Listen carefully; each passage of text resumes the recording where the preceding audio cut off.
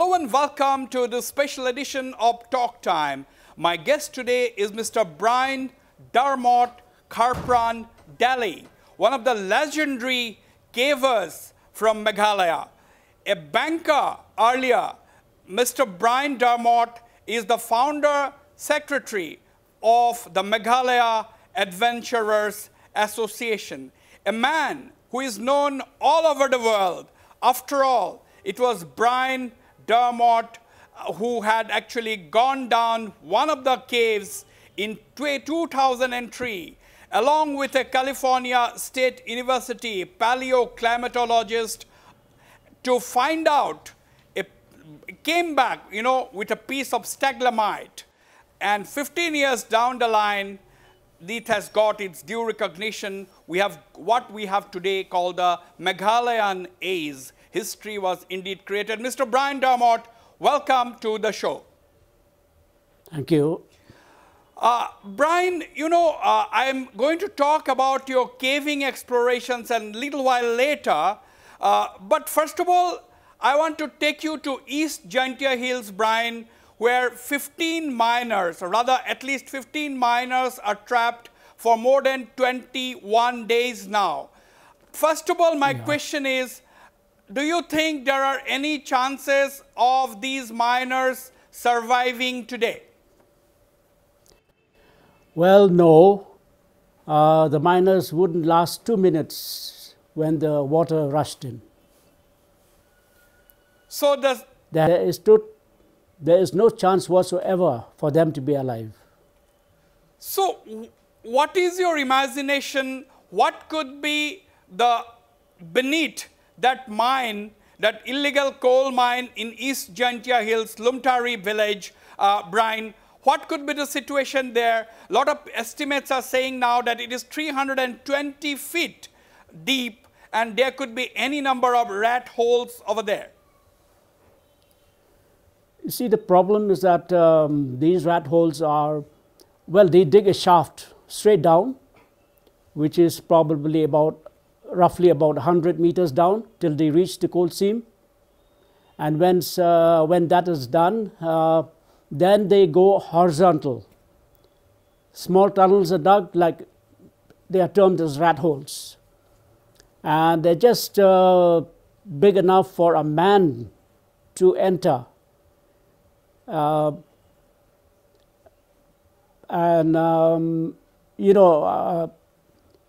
It just goes on. I mean, they have no sense of direction. They just follow the coal seam. So these tunnels can go on inside for 100 meters or even 200 meters in any direction. So if any mishap happens, they're finished. I mean, they have no chance of coming out. Now you see, Brian, what kind of difficulties? We have some of the best Indian Navy divers out there. We have some expert divers from the National Disaster Response Force. Now, these are men who are trained. But what kind of difficulties, how difficult will be for these people actually to go in the rescue operations? Because you are familiar with the terrain, the subterranean terrain in Meghalaya. Well, personally, I would say that bringing Indian Navy, well, it's good to have that kind of help, but I don't think they can do much in this particular case. Right. The basic crux of this problem is the water has to be drained out. Unless that is done, nothing can be done. The Navy personnel cannot go down right to the bottom of the shaft. And suppose they can do that, they still cannot get into the rat holes. It is not possible for them with their cylinders and so on. So basically the question is, drain the mine and then anybody can go down and retrieve the bodies. It is just simple as that.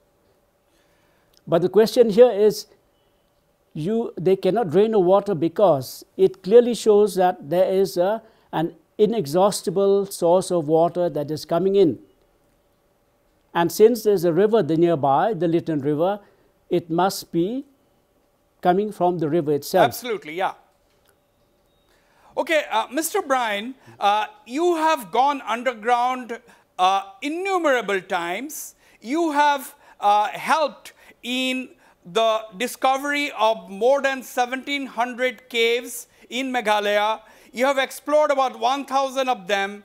You have mapped nearly 500 kilometers of caves in Meghalaya. So you are a man with a huge experience. Now, how different are the caves from the illegal coal mines that dot the length and breadth of Meghalaya? Well, there is a big difference because a cave is natural.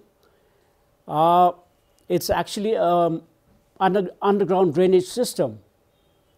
And inside a cave, it is big.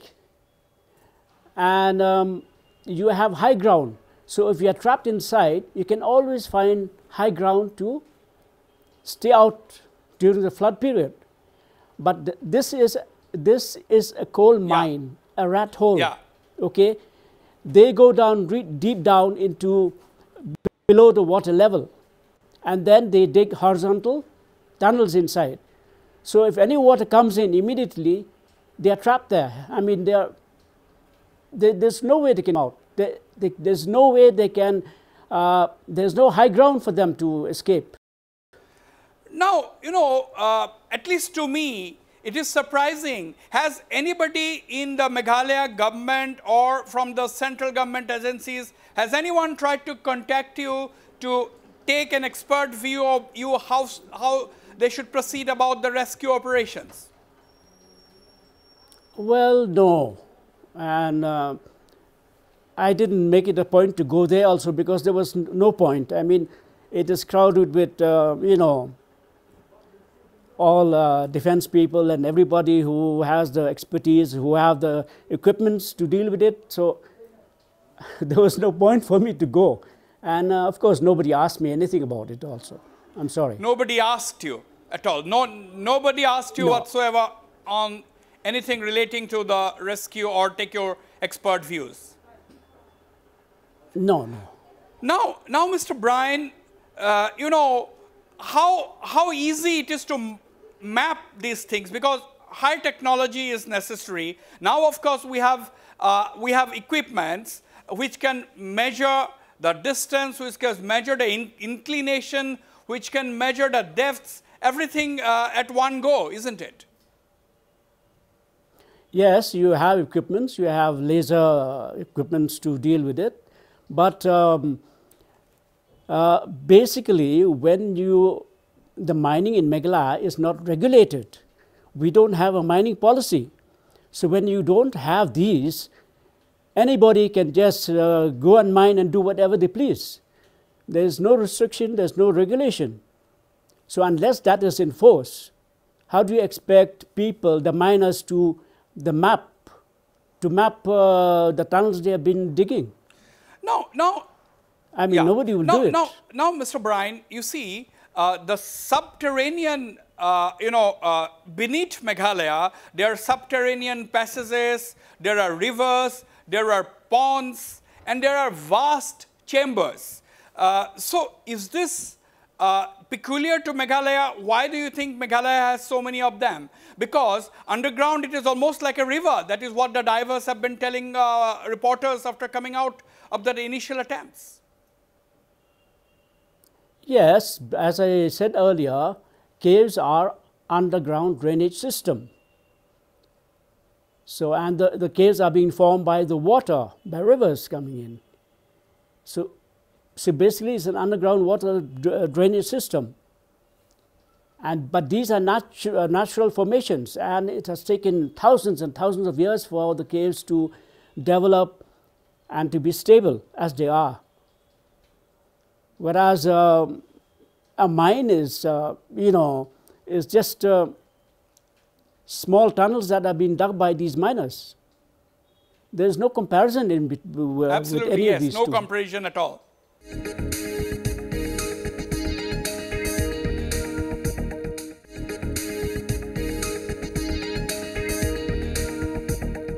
You know, it is extremely difficult. You have already said that there are no chances of survival, although some people were saying that, well, they could just survive by stroke of luck if they are trapped in a place where the water has not reached. But that is unlikely according to you. Yeah, no, because as I said, 100-meter shaft down, so they're well within, much below the water table, okay? And with these rat holes horizontal at that the bottom, the lowest level, small tunnels, water will be filling up the whole thing. It's actually up the shaft for, I don't know, maybe 70 or 100 meters. I don't know how deep it is now. You can imagine if it is that so much water in the shaft, the tunnels are totally flooded. There is no way that anybody can survive there. Now, what is your advice to the rescue agencies? Would you like to tell anything to the Meghalaya government, to Chief Minister Conrad Sangma? Do you have anything to say at all at this stage? All I can say at the moment is try to find out, I mean, do a scout of the surface area to find out if you can discern where the water flows in, if it is possible. Then probably you can do something about it. If not, then it will be a huge task for them to pump out the water, because water will still go in. So basically that is the crux of the problem. Now, what I would like to talk about the future is, unless a mining policy is put in place and enforced, the mining is regulated, then such accidents will go on happening. Because this disaster could have been prevented if such mining was regulated. You see, what is happening is, now when any mine is, the mineral is exhausted, the owners just leave the mine as it is. So you have all over the place, you have these deep shafts abandoned, and because they are well within the deep below the water table, eventually they fill up with water. And I'm sure absolutely. Now, a lot of people have met with fatal accidents because they have fallen into these pits. Mr. Bryan, obviously, someone like you who has helped bring Meghalaya into the global map, you would definitely not like Meghalaya's image internationally to be spoiled or damaged by this kind of illegal mining and mine disasters. After all, Meghalaya is known for its cave. It has the world's longest sandstone cave. It has India's deepest and longest cave, so on and so forth. And I mean, you won't like Meghalaya's image to be tarnished, isn't it? Yeah. We would like that the caves will be protected and conserved because of their intrinsic value, of their scientific resource. Now the world's attention is on the caves of Meghalaya. At the same time, we have the coal or even limestone. I wouldn't think that we should not go in for such mining because they are also required. But my belief, my contention is that mining should be regulated. It should be confined to areas that will not destroy the caves. You know, when you live in society, you have to coexist with different types of people. True. Similarly, in nature also, if you are going to mine some mineral, you also have to see the other aspect of the environment. Absolutely. Now, Bryan, you know, you were a banker comfortably working in Karnataka, then you came to Kolkata, you gave up, you took over a difficult bank which was not in good shape in Meghalaya. Then what took you to caving? Well, basically it was a passion for adventure, and actually by accident my first caving experience was in 1964. as a young boy, Yeah. and that was it. But when I came back to Shillong, I formed the Meghalaya Adventure Right. Association and thought about caving. At that point of time, I didn't know that we had so many caves. I knew a handful of caves, so I thought, why not discover the caves? We had the Absolutely. limestone. So why not discover caves? And then the idea came to me to document them. And that is how I started. Now, you know, when you went down that cave with the California State University paleoclimatologist Ashish Sinha, if I'm not mistaken, did you realize that you were going to create Yeah. history? Because you came back with a piece of stalagmite. Well, I didn't realize because I was always ready to help researchers. So Ashish Sinha came over with his, I think, immediate superior, Yeah. Dr. Canaria. They came to my house and said that Sinha wants to, he is doing research on paleoclimate, and he would like me to take him to some caves and procure some specimens of stalagmite specimens. So immediately I thought of Kremmaumlo because we can go there in a day and come back. And also because I know that we have good specimen stalagmites there. So we went and yeah, we got a few stalagmites, and one of which was now preserved in the United States as an Preserved in the US, international okay. geo standard. Yeah. Now, you know, it's very interesting. You know, the caves of Meghalaya, they even have dinosaur fossils. Yes. So have you come across any yourself? Yeah, we have discovered, in fact, last February, in the cave Krempuri, which we have been exploring since 2016. It is now the longest sandstone cave in the world. And interestingly, we have found bone fossils of these animals which we believe to be dinosaurs, or we think it could be Mosasaurus. Scientists are still looking into this. They are studying, and well, the reports will be out, I think, not very, quite soon enough.